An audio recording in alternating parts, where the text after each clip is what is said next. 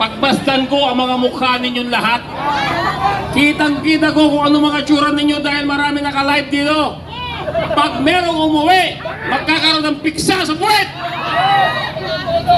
Okay, ngayon po, kung sino pa po yung mga hindi nabigyan ng pagkakataon na isalaysay nila ang kalandamdamin dito po sa ating napakagandang entablado, inanyayahan po namin kayo.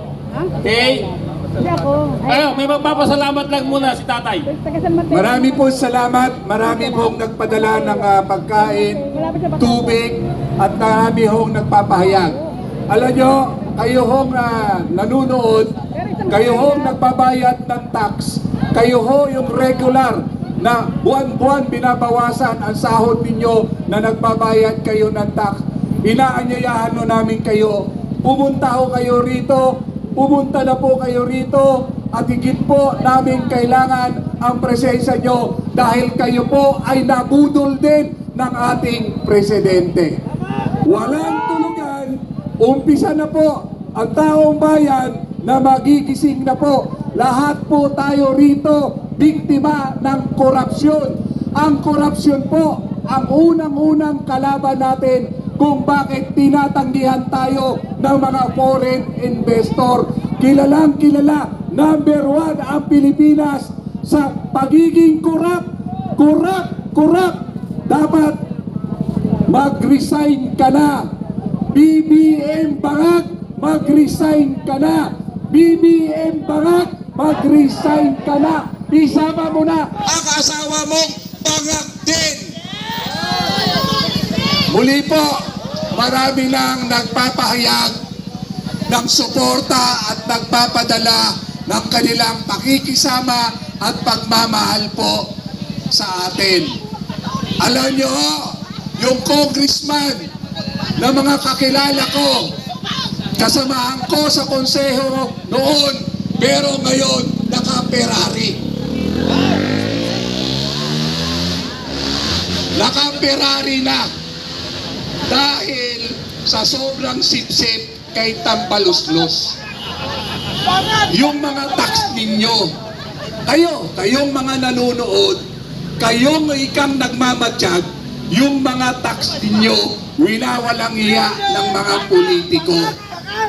Kaya, pumunta na kayo rito para matigil na ang panglalamang sa inyo. Join na kayo dito para sa masa, para sa tao, proteksyonan natin ang ating Vice Presidente Inday Sara Duterte. Duterte! Duterte! Duterte! Duterte! Muli po, maraming salamat. Tulad ninyo, ako ay isang ordinaryong mamamayan. Ordinaryong mamamayan na apektado ng bulok na sistema ng administrasyon.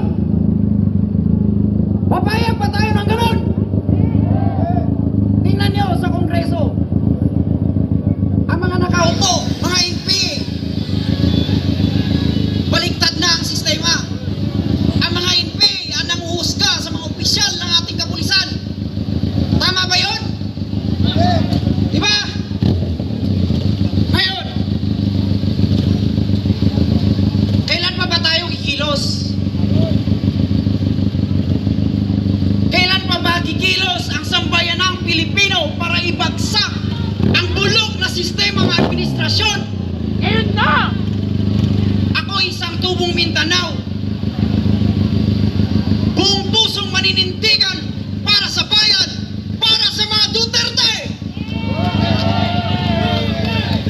Buong Mindanao, suportado ang mga Duterte.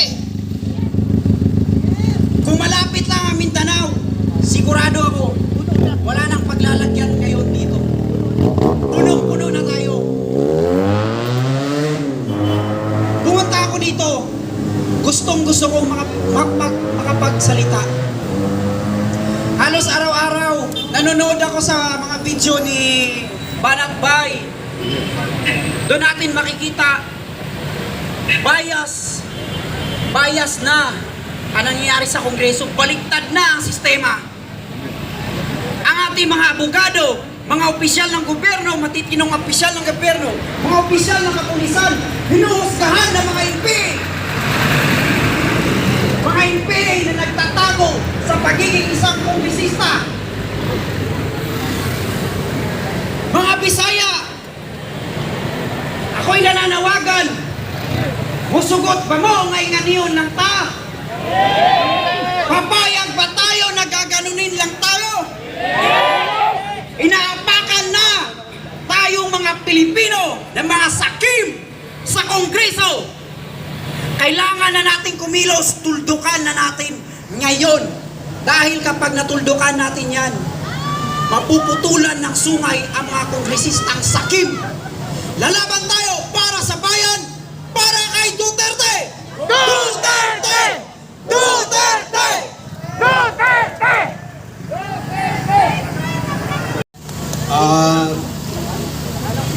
Allahu Akbar, Allahu Akbar, Allahu Akbar. Mga kapatid, pasensya po, medyo maano po yung Tagalog natin. So, solid po tayong Duterte. Sana po lahat ng mga kapatid nating Muslim nandito sa Maynila, pumunta kayo dito, sumuporta kayo kay Inday Sara. Protektahan natin si Sara Duterte. Duterte! Duterte! Masyado na nilang inipit ang Duterte. Duterte tayo, inshallah. Sino magsalita? Kaya nga po mga kababayan, kami po that time, talagang sumuporta kami kay Bongbong Marcos dahil unang-una, naging katandim po nitong ating Vice President Sara Duterte. Pero po mga kababayan, nung ito hong nanalo na ho at ngayon ho ang nangyari ho, nagkalit-silit ho ang ating bansang Pilipinas. Ganito ho, yung mga Duterte ho na nagbigay ng chance mga kababayan dito po sa pamilya Marcos na mapatunayan ho nila dahil yung mga bintang po na mga dilawan sa kanila noong mga panahong ilang dekada na mapatunayan ho nila. Yun yung ano ng taong bayan eh. Yun yung inaasahan sa pag-upo ni Bongbong Marcos eh. Napatutuhanan niya na yung mga bintang noon, kasi wala pang social media that time, ay mali. Pero pinatutuhanan ni Bongbong Marcos na tama ho ang lahat ho ng iyon. Kaya nga po mga kababayan, panawagan ko sa bayan ng Pilipino, karapatan nyo po, karapatan po ng bawat isa po sa atin na dumalo, na makijoin po at makiisa po dito sa ginagawa po nating pagtitipon to support dito po sa mga Duterte. Napakahirap na po, marami na hong pinagdadaanan ho ang sambayan ng Pilipino, pero itong Congress, diba, grabe na yung nararanasan natin eh. Kaliwa kanan yung mga binabagyo, diba, hindi gumagana yung mga flood control na ilang bilyon ho araw-araw ang ginagastos dyan. Pero ngayon ho, nakatutok po sila kung paano ho nila pabagsakin ng mga Duterte. Ito ba yung mga kababayan, tayo ho lahat. Nung ako po'y nasa Davao, nung ako po'y ito para malaman yung lahat, kasi nung nagkaroon po sila ng doon sa KOGC, nandun po ako.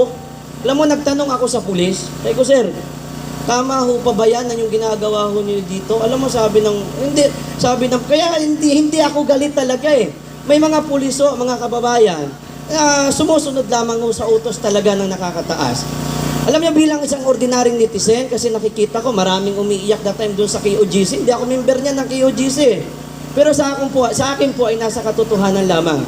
May ilang pulis ako doon na nilapitan nung nagpapahinga na ho sila. Sabi ko, sir, ano ba tong inyong ito ba ay naayon sa pinag-aralan ninyo? Ito ba ay naayon pa sa batas?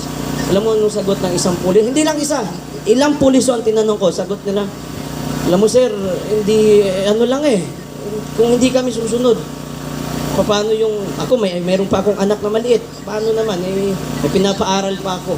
Yun ho ang sagot ng pulis ho sa akin. Kaya mga kababayan, alam niyo ho, yun ho ang kanila hong mga dahilan. Naniniwala ho ako na marami ho talaga, kasi diba, ang mga pulis ho natin, ang kanila ho dapat talagang serbisyo ay para sa taong bayan, hindi po para ho sa politiko. Naniniwala ako, marami talaga mga pulis, mga kababayan, na sumusunod ho sa mga utos lang ho sa kanila, ngunit labag ho ito sa kanilang kalooban. Maraming salamat po and magandang gabi sa inyong lahat. Thank you.